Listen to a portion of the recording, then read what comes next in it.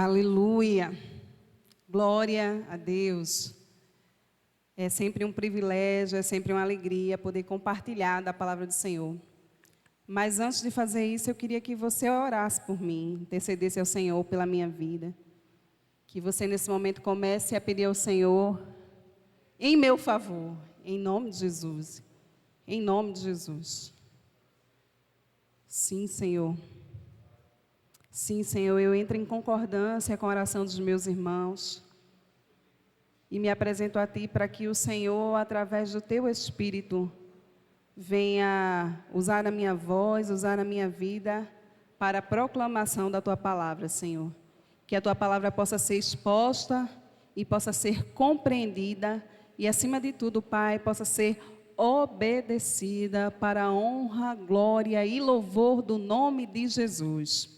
Amém. Queria convidar você a abrir sua Bíblia no livro de Lucas, capítulo 8. Nós vamos ler a partir do verso 41. Lucas, capítulo 8, versículo 41. Esse é um relato que certamente você conhece, mas que, se tratando de palavra de Deus, tem sempre algo novo a nos revelar e a nos acrescentar. Amém.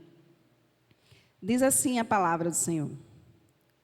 Então um homem chamado Jairo, dirigente da sinagoga, veio e prostrou-se aos pés de Jesus, implorando-lhe que fosse à sua casa, porque a sua única filha, de cerca de 12 anos, estava à morte. Estando Jesus a caminho, a multidão o comprimia. E estava ali certa mulher que havia 12 anos, vinha sofrendo de hemorragia e gastara tudo o que tinha com os médicos, mas ninguém pudera curá-la. Ela chegou por trás dele, tocou na borda de seu manto e imediatamente cessou sua hemorragia. Quem tocou em mim? Perguntou Jesus. Como todos negassem, Pedro disse: Mestre, a multidão se aglomera e te comprime. Mas Jesus disse: alguém tocou em mim, eu sei que de mim saiu o poder. Então a mulher, vendo que não conseguiria passar desapercebida, veio tremendo e prostrou-se aos seus pés. Na presença de todo o povo, contou porque tinha tocado nele e como fora instantaneamente curada. Então ele lhe disse: Filha, a sua fé a curou, vá em paz. Enquanto Jesus ainda estava falando, chegou alguém da casa de Jairo, o dirigente da sinagoga, e disse: Sua filha morreu, não incomode mais o mestre. Ouvindo isso, Jesus disse a Jairo: Não tenha medo, tão somente creia, e ela será curada. Quando chegou à casa de Jairo, não deixou ninguém entrar com ele, exceto Pedro, João, Tiago e o pai e a mãe da criança. Enquanto isso, todo o povo estava se lamentando e chorando por ela. Não chorem, disse Jesus. Ela não está morta, mas dorme. Todos começaram a rir dele, pois sabiam que ela estava morta. Mas ele a tomou pela mão e disse: Menina, levante-se. O espírito dela voltou e ela se levantou imediatamente. Então Jesus lhes ordenou que lhe dessem de comer. Os pais dela ficaram maravilhados, mas ele lhes ordenou que não contassem a ninguém o que tinha acontecido. Amém. Então, nós estamos diante da narrativa do Evangelho de Lucas a respeito de 2 milagres executados, operados pelo nosso Senhor Jesus Cristo. O milagre da mulher do fluxo de sangue e da menina, a filha de Jairo. E você vai encontrar esse relato nos 3 evangelhos sinóticos, né? Mateus, Marcos e Lucas. Todos os 3 evangelhos relatam desse milagre e em algum momento a gente vai fazer menção a esse relato em algum outro evangelho para que a gente possa ter uma compreensão melhor. Mas, pensando aqui nessa narrativa de Lucas, nós vamos ver um homem chamado Jairo, que a Bíblia apresenta ele como dirigente, como chefe, como príncipe da sinagoga, prostrado aos pés de Jesus, rogando a Jesus que Jesus entrasse na sua casa. E já somente nesse relato a gente já pode receber da parte de Deus, da parte da sua palavra, muita revelação e direção. O nome Jairo é um nome de origem hebraica que significa ele brilha, iluminado. Então nós estamos diante de um homem que já tem a nobreza no próprio nome. Já é alguém que tem um aspecto diferenciado no seu próprio nome.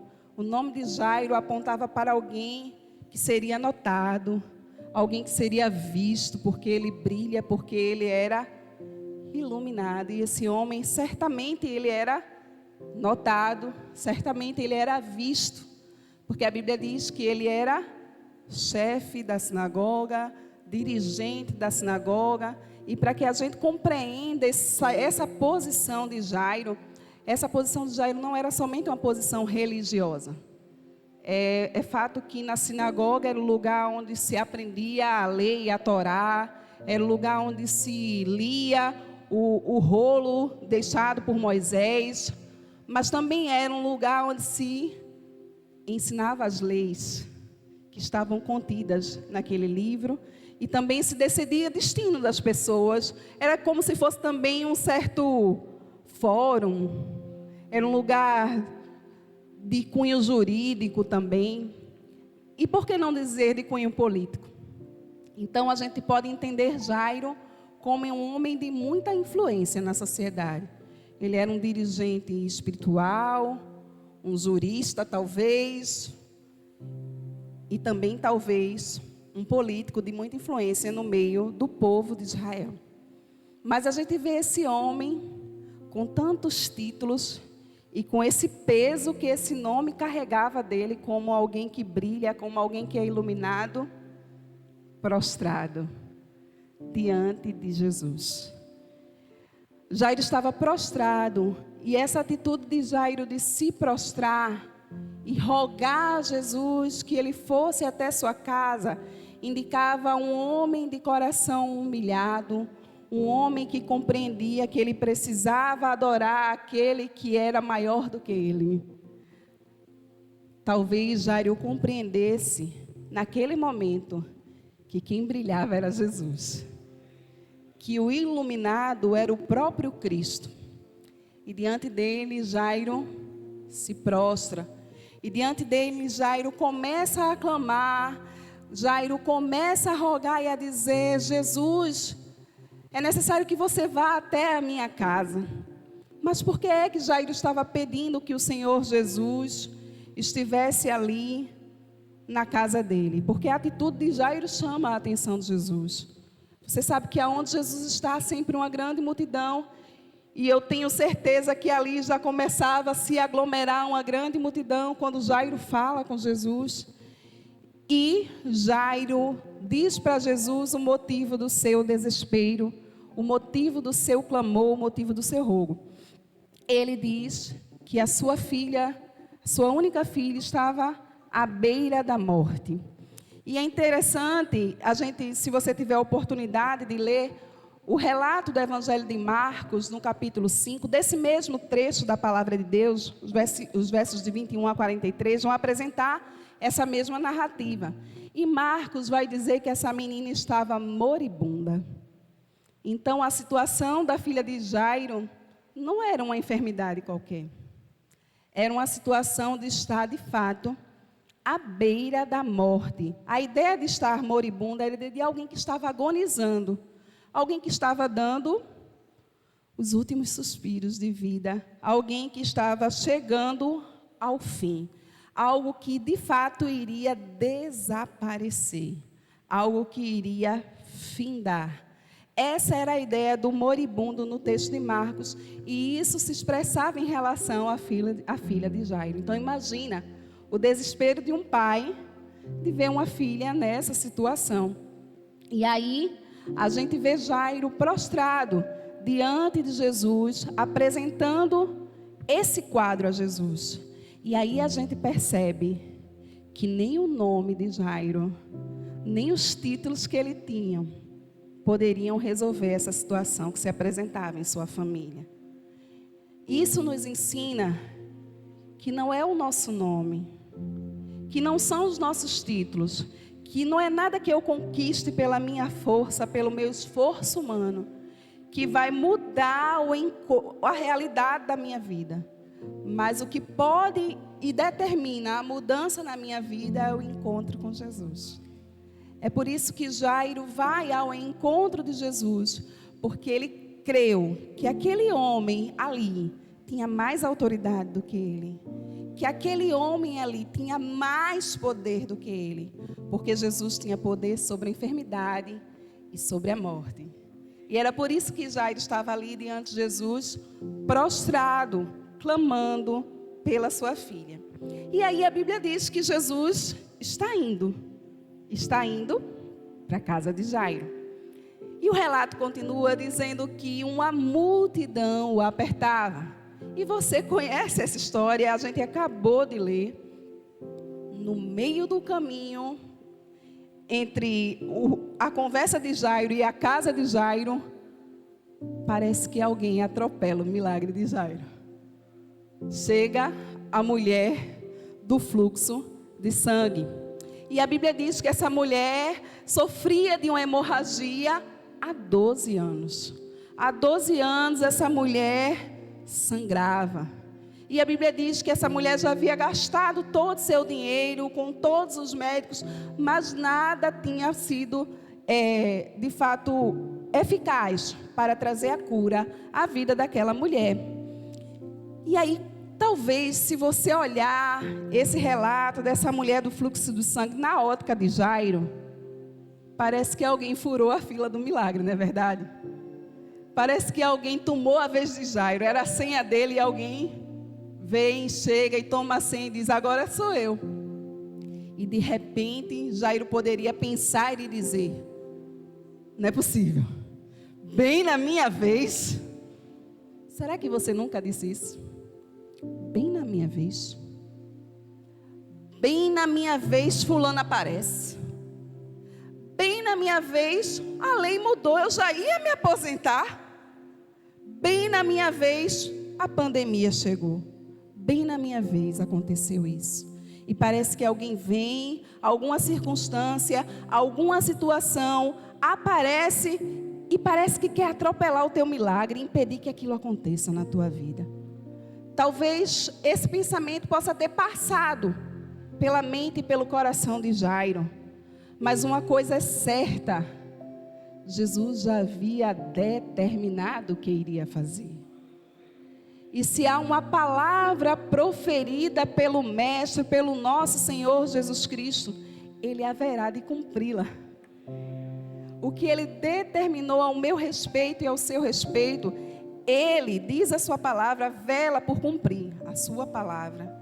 O Senhor libera uma palavra e a Bíblia diz que Ele não dormita, que Ele não dorme até que ela se cumpra. O Senhor está empenhado em cumprir aquilo que Ele declarou e profetizou ao seu respeito e ao meu respeito. Não há atropelos para os milagres já determinados pelo Senhor Jesus para a minha vida e para a sua vida.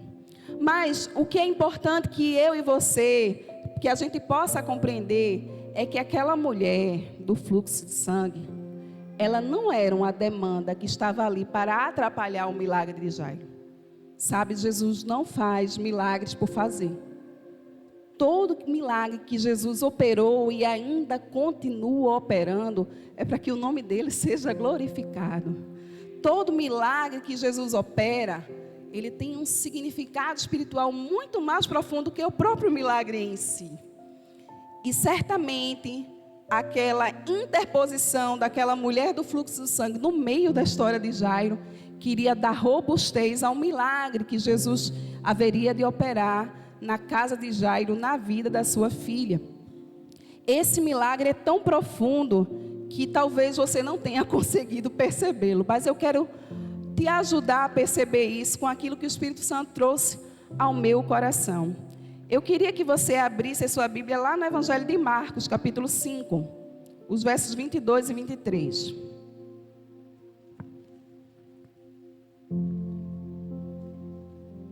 Marcos 5, verso 22 e 23, diz assim a Bíblia: Então chegou ali um dos dirigentes da sinagoga, chamado Jairo. Vendo Jesus, prostrou-se aos seus pés e lhe implorou insistentemente: minha filhinha está morrendo. Vem, por favor, e impõe as mãos sobre ela, para que ela seja curada e que viva. Observa, Jairo se apresenta diante de Jesus e diz a ele, apresenta a ele esse clamor: minha filha está morrendo, e eu te peço que você vá até a minha casa, que você imponha ali as mãos, para que ela sare e para que ela viva. São dois verbos aí que Jairo apresenta: sarar e viver. De fato, a filha de Jairo, ela estava moribunda, mas ela não tinha morrido ainda, não é verdade? Ela ainda tinha vida. Mas Jairo vai e fala a respeito de sarar e de viver. Esses dois verbos que Jairo apresenta vão trazer um contexto de toda uma história que está por trás do milagre que Jesus operou na mulher do fluxo de sangue e no milagre que Jesus estava por operar na vida da filha de Jairo. A Bíblia apresenta essa mulher que tinha essa hemorragia há 12 anos. E a Bíblia apresenta a filha de Jairo, que tinha 12 anos. E é fato que nós já fomos ministrados aqui em outra oportunidade, que esse número 12 aqui tem relação com o governo, de um governo que está substituindo outro governo. Mas também expressa aqui, na vida da mulher do fluxo de sangue, as 12 tribos de Israel. E expressa na vida da menina, da filha de Jairo, os 12 apóstolos, os quais o Senhor Jesus constituiu para serem as colunas da sua igreja. Eu não sei se você consegue perceber o que é que Jesus está fazendo aqui. Observa, existia uma mulher que estava sangrando, uma mulher que tinha uma hemorragia há 12 anos. Essa mulher era a representação do povo de Deus, do povo de Israel, que ano após ano se apresentava diante do sacerdote e oferecia um animal para que esse animal fosse imolado e para que o sangue fosse derramado, para que seus pecados fossem cobertos, mas esse povo permanecia impuro, esse povo permanecia doente, esse povo não sarava. Essa mulher representava a situação do povo de Israel. A Bíblia diz que porque por sangue de animais, por sangue de touros e de bodes, é impossível que pecados sejam removidos. A Bíblia fala isso lá em Hebreus capítulo 10, verso 4. Então, não havia esforço que aquela mulher não tivesse feito. A Bíblia diz que ela já havia gastado todos os seus bens, pagando médicos, investindo naquilo, mas ela não conseguia sarar. Ela não conseguia ficar pura, porque não haveria condições, porque pelo nosso próprio esforço não há remissão de pecados. Você entende? Pelo nosso próprio esforço não haveria como a gente estar diante de Deus puro. Pelo nosso próprio esforço.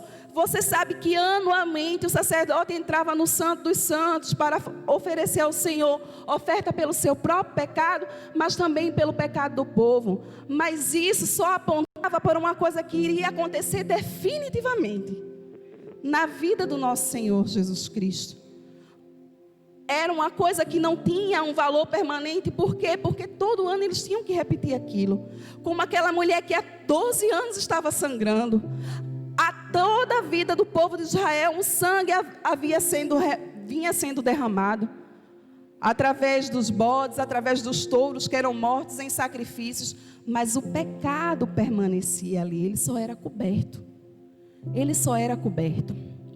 Mas aí a Bíblia diz que essa mulher vai ao encontro de Jesus e que ela toca em Jesus e ela toca na orla de Jesus. E essa mulher, ela é instantaneamente curada. E observa, se você for observar o texto, enquanto ela ainda fala com o mestre, enquanto Jesus ainda está falando com ela, vem a notícia. Vem a notícia que diz assim: não incomodes mais o mestre. A tua filha já está morta. Chega para Jairo a notícia de que a filha dele já estava morta. Agora observa comigo que o texto de Lucas, verso 8:42. Vai lá de novo para Lucas. Lucas 8:42.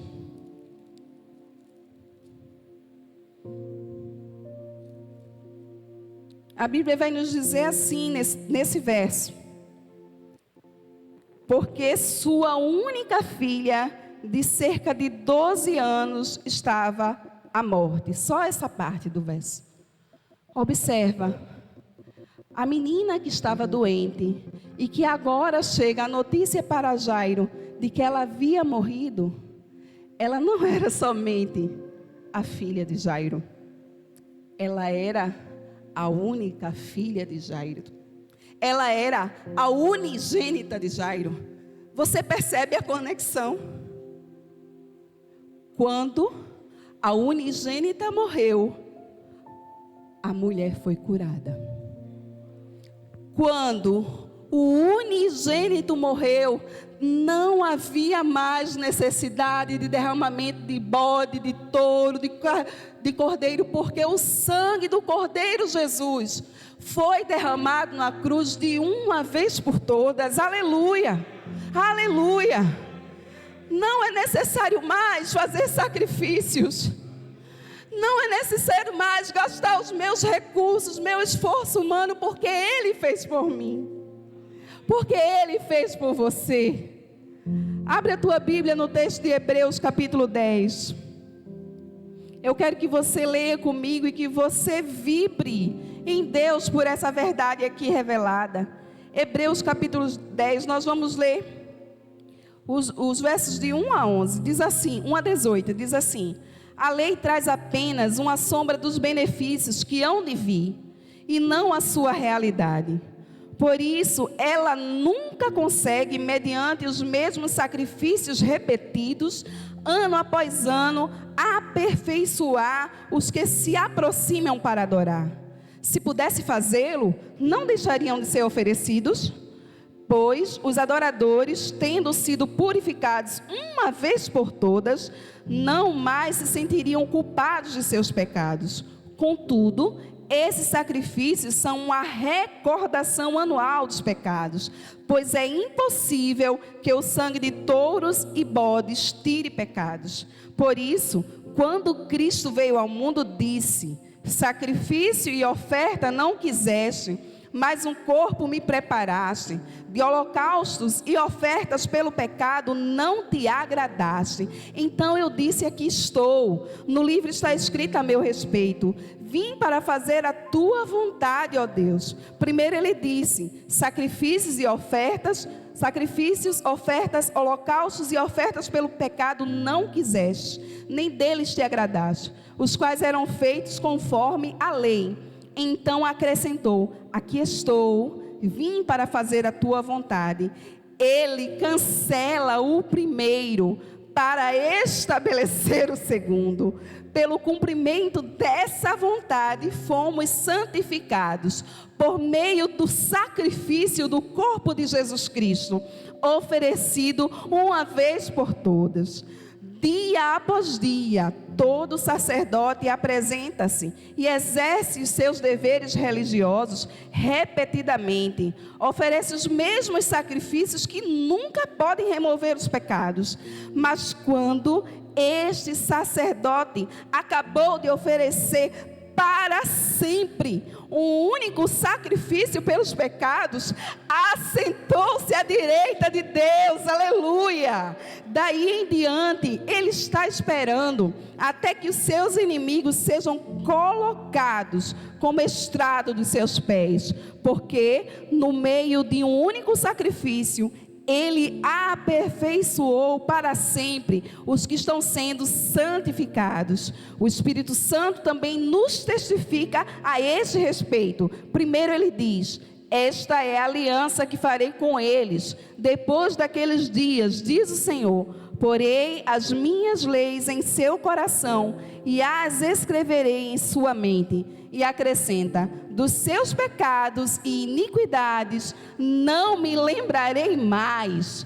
Onde esses pecados foram perdoados, não há mais necessidade de sacrifícios por eles. Aleluia! Aleluia! O Senhor Jesus já morreu. O Senhor Jesus pagou na cruz. Ele morreu a nossa morte para que tivéssemos a sua vida.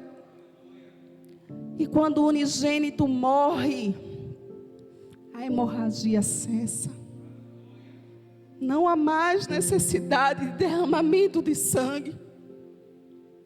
Não há mais necessidade de sacrifícios para ser aceito. Porque Ele levou sobre si. Porque Ele foi o sacrifício perfeito. Sabe, essa história dessas duas mulheres, da mulher do fluxo de sangue e da menina filha de Jairo, vão dizer para nós que acabou o tempo das leis em que nenhum homem era justificado por meio delas, e se inicia em Jesus uma nova era, a era da nova aliança, da graça de Deus sendo revelada em Jesus. Aleluia, aleluia. Sabe, Jesus veio para estabelecer uma nova aliança. Ele veio para estabelecer uma nova era. E é por isso que Ele está indo ao encontro dessa menina. Ele cura essa mulher e a notícia de que a menina morreu chega aos ouvidos de Jairo. Chega também aos ouvidos de Jesus. E como eu te disse, todo milagre realizado por Jesus aponta para uma realidade espiritual muito mais profunda. Quando Jesus chega na casa de Jairo, ele encontra um cenário de emocionalismo. Ele chega lá, as pessoas estavam lamentando e pranteando, e essa expressão prantear é gritar e bater no peito com um certo desespero, mas você sabe que existiam pessoas que eram pagas para fazer isso naquele tempo. E certamente Jairo, por ser um homem de posição, alguém já deveria ter contratado as pranteadeiras para estarem à porta pranteando e se lamentando e chorando. E Jesus chega e olha para aquele cenário e ele diz uma frase assim: olha, não chores, ela não está morta, mas ela dorme. Olha, observa. Jesus diz: ela não está morta, mas ela dorme. E as pessoas começam, aquelas que estavam chorando e pranteando, desesperadas, elas começam a rir. E elas começam a ridicularizar Jesus. Como assim? Ela está morta. A gente sabe que ela morreu. Como é que ele está dizendo que essa menina está apenas dormindo? De onde ele tirou essa ideia? E Jesus passa a ser motivo de zombaria no meio daquelas pessoas. Agora eu quero chamar a tua atenção. É claro que Jesus sabia que aquela menina tinha morrido. Ele tinha consciência, sim, de que aquela menina tinha morrido. Mas quando Jesus olha para aquelas pessoas, e quando Jesus diz: não chores, ela não está morta, mas ela dorme. Primeiro ele estava apontando para aquilo que ia acontecer com ele mesmo. Sabe? Eu vou ser crucificado, mas isso não é o fim. ao terceiro dia eu vou ressuscitar. Ele estava dizendo, essa história ainda não acabou por aqui. Lembra que a expressão moribundo significava alguém que estava chegando ao fim, algo que ia desaparecer. Jesus está dizendo, olha, pelo contrário, isso aqui não está chegando ao fim não. Eu estou instalando aqui, eu estou instituindo com a minha morte, que a morte dessa menina está apontando, o tempo, a nova era, a era da igreja. Eu estou estabelecendo um novo tempo. O tempo da minha graça ser manifesta por meio dos meus filhos, a minha igreja, o meu corpo.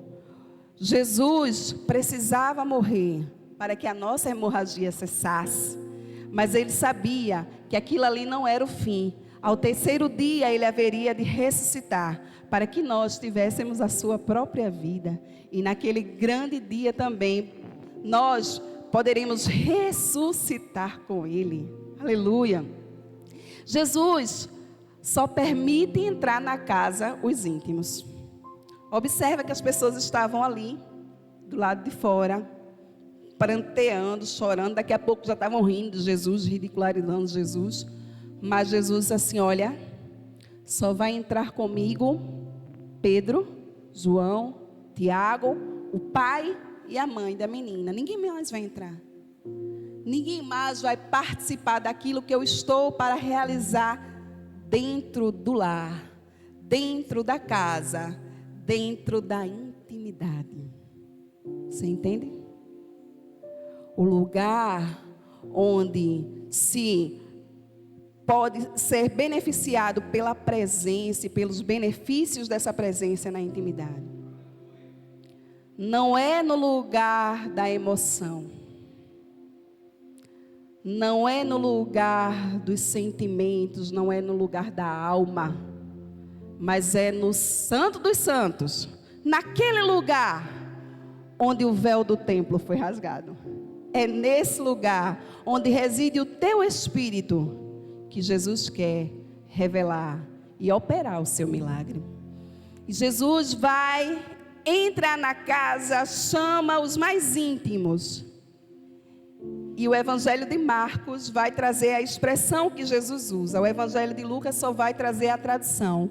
Mas em Marcos capítulo 5, verso 41, a Bíblia diz que Jesus olha para aquela menina, pega na mão dela e diz a expressão Talita cumi,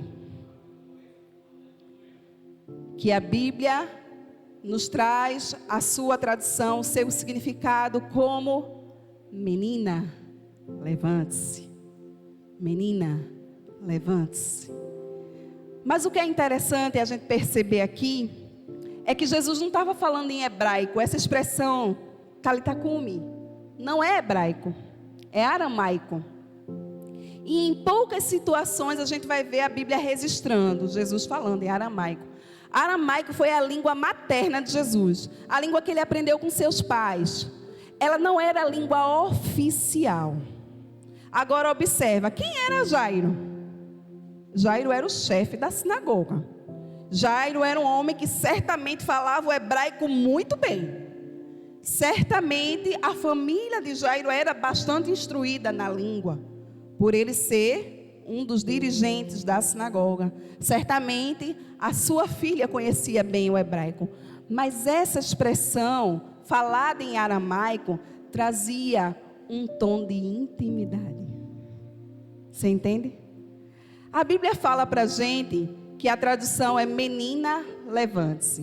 No português ela traz essa tradução para a gente. Mas se a gente for estudar o aramaico e a expressão no seu sentido mais profundo, Jesus estava dizendo no ouvido daquela menina: cordeirinha, levante-se. Cordeirinha, levante-se. Jesus estava falando como um pai acordando seu filho de manhã. Como a mãe dando um cheirinho para o menino se acordar de manhã. Jesus estava dizendo: cordeirinha, está na hora de acordar. Cordeirinha, está na hora de levantar. E eu quero que você se lembre comigo do diálogo que Jesus teve com Pedro, depois da ressurreição dele, de Jesus. Que Pedro estava tão longe, porque ele já não se achava digno de estar no meio dos apóstolos. E Jesus vai ter aquele diálogo com ele, né? Aquele diálogo do tu me amas. E aí, quando Jesus pergunta a Pedro e diz: Pedro, tu me amas? Aí ele diz: Senhor, tu sabes que eu gosto de você. E aí Jesus diz assim: apacenta os meus cordeirinhos. Apacenta aqueles que haverão de me seguir. Apacenta a minha igreja. Você está entendendo o que é que Jesus está dizendo para aquela menina? Ele está dizendo: cordeirinha, levanta. Ele está dizendo: minha igreja, levanta. Minha igreja, levanta para me seguir. Minha igreja, levanta para não ter mais a sua vida, mas para viver a minha vida agora. Levanta, cordeirinha. Não é tempo mais de estar deitada. Eu estou estabelecendo um novo tempo a partir da minha morte e ressurreição. E é com você que eu conto, cordeirinha.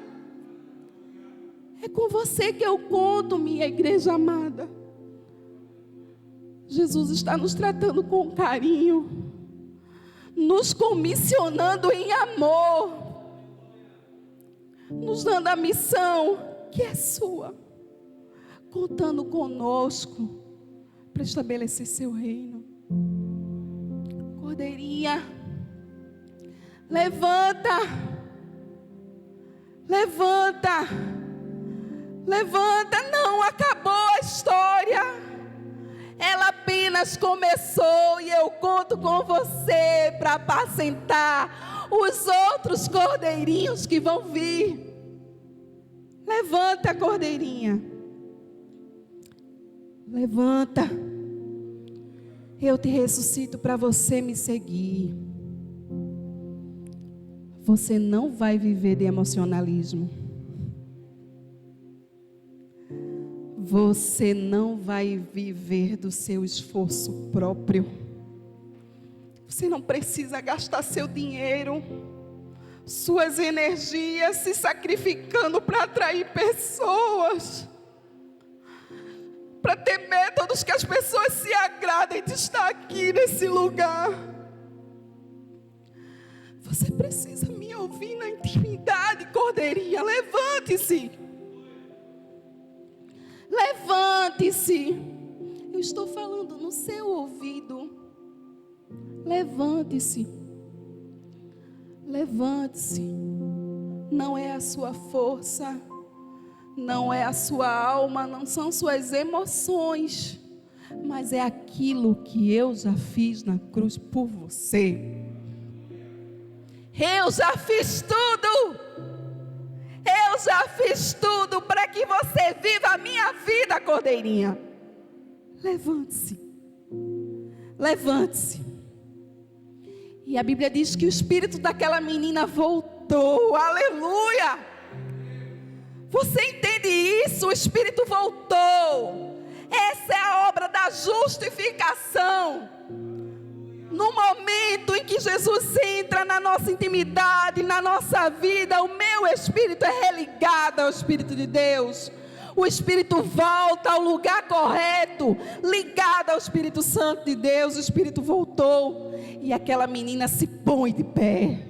Ela se levanta, porque ela entendeu quem ela é agora. Ela é cordeirinha, ela é a igreja de Jesus.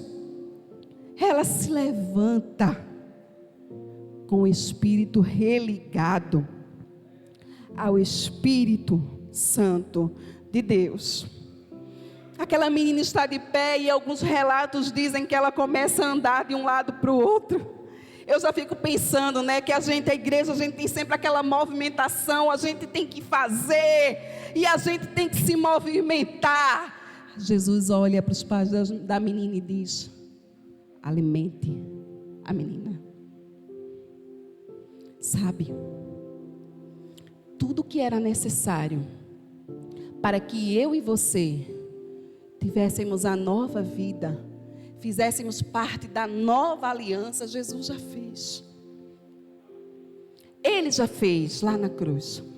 Sabe, Ele já conquistou o meu milagre, o seu milagre, o maior milagre que o ser humano pode ter e usufruir, que é o milagre da salvação, da redenção, conquistada por Jesus na cruz. Mas alimentar o milagre é tarefa minha. Alimentar o milagre é tarefa sua.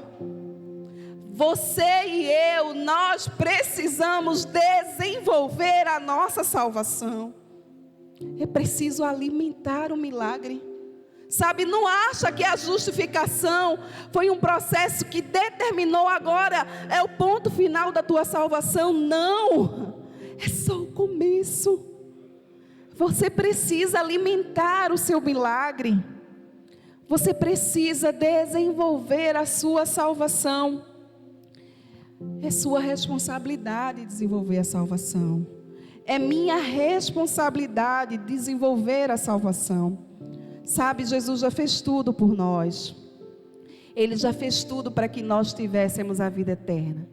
Agora, vida santa, eu preciso desenvolver. Eu preciso alimentar. E o convite de Jesus para mim e para você é: alimente o seu milagre nessa noite. Sabe, o milagre, ele é alimentado na intimidade.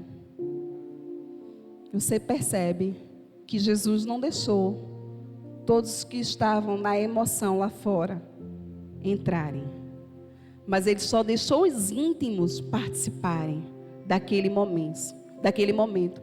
Não foi na presença de todos, só dos íntimos. A Bíblia nos diz isso no texto de Mateus, capítulo 6, verso 6.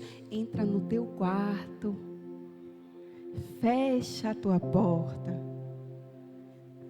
fala com teu pai, e o teu pai que te vê em secreto, Ele te recompensará.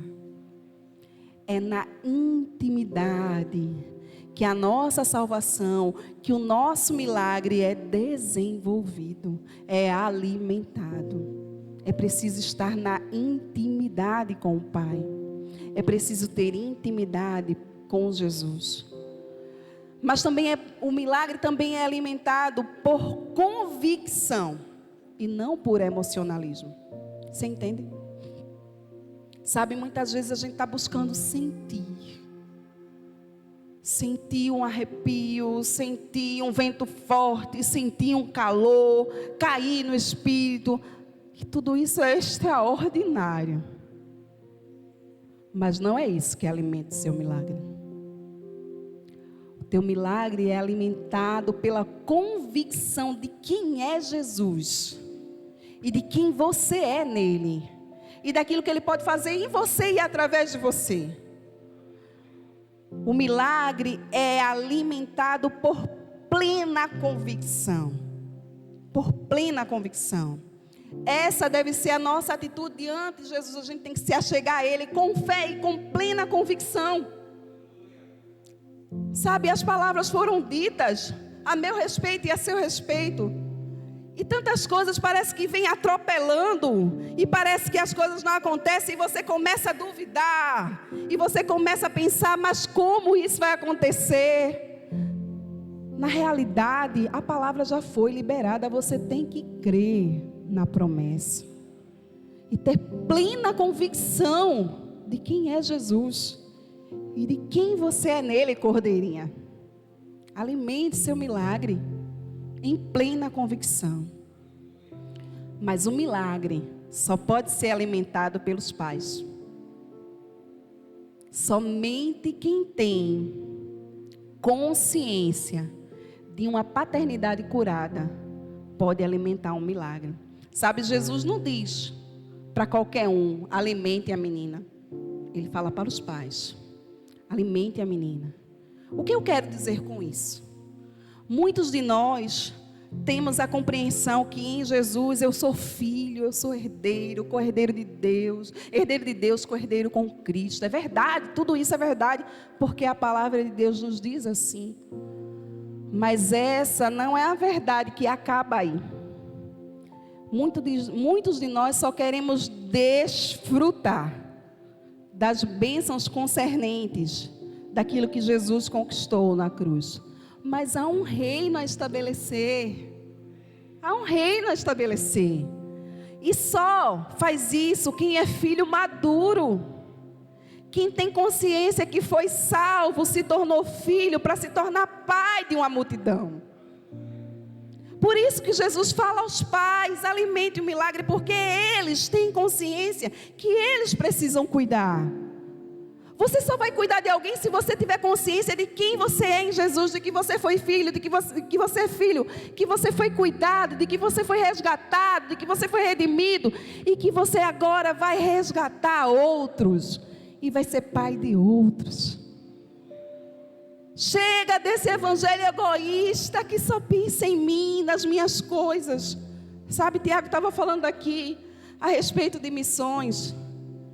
E só pensa, e só se interessa por missões quem tem um coração desprendido das suas próprias coisas. Quem saiu dessa visão egoísta de que eu sou abençoado, você é abençoador. Entende? Só alimenta o milagre quem é pai. Só alimenta o milagre quem tem convicção, não quem vive por emoção. E só alimenta o milagre quem vive na intimidade. O Senhor Jesus está chamando essa noite a sua cordeirinha. E Ele está dizendo agora: cordeirinha, levante-se. Queria convidar você a ficar de pé. Com uma posição já de resposta ao Senhor, amém? Como alguém que está se dispondo, porque entendeu a obra da redenção. Aquilo que Jesus fez. Hoje não precisa mais do teu sacrifício. Hoje não há necessidade do teu esforço humano, até porque o esforço humano nunca foi capaz de perdoar pecados. O sangue continuava jorrando, mas o sangue do Cordeiro Jesus foi vertido na cruz de uma vez por todas, para que nós tivéssemos a redenção. Ele morreu, mas não ficou ali, a história não acabou. O Senhor ressuscitou e estabeleceu uma nova era, essa que nós vivemos hoje, a era da igreja. Mas não de uma igreja que está dormindo, não de uma igreja que está deitada, mas de uma igreja que ouviu a voz de Jesus. Cordeirinha, levante-se, levante-se. Aleluia.